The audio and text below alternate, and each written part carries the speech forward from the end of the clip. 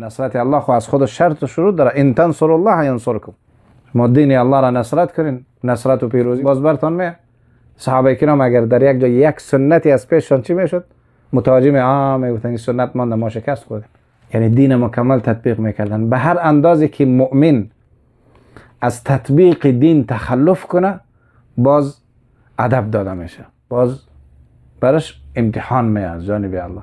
ولی اگر مؤمن برامو شکلی که الله ذوالجلال از او خواسته همون شکل بر ایمانش استوار باشه، باز دیگه هیچ مشکلی به سرش نمیرسه. بدون اراده الله ذوالجلال اگر برسه هم او در خیرش میباشه. باز ما وقتی که ایمانمان درست باشه، یا مثل در روایت که میگه ان الصلاه تنها عن الفحشاء والمنکر، نماز انسان از منکرات باز میداره.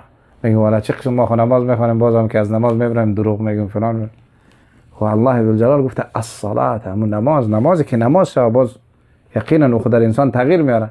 لیکن ما خو عادتمون عبادت فکر کردیم، شکل عادتی واری برو استاد شو.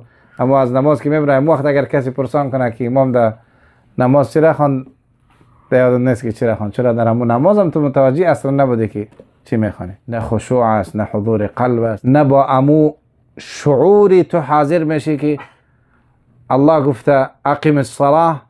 وقتی که تو وضو میکنی الله ما به خاطر بجاوری علمی امر تو وضو کرده هستم، به طرف مسجد روان هستی الله این تو امر کرده نماز بخوانید ما طرف و به خاطر امتثال از امر تو به همین طرف روان است. این شعور این وقتی که در قلب تو زنده باشه و باز به نماز با امو خشوع و خضوع استاد شوی، باز اون نماز میشه و باز تو از منکرات باز میداره. وقتی که اهل ایمان مسلمان ها و دینشان به امو شکلی که الله دستور داده امر کنن، باز تمام وعده های الهی بر حق است و برش میرسه.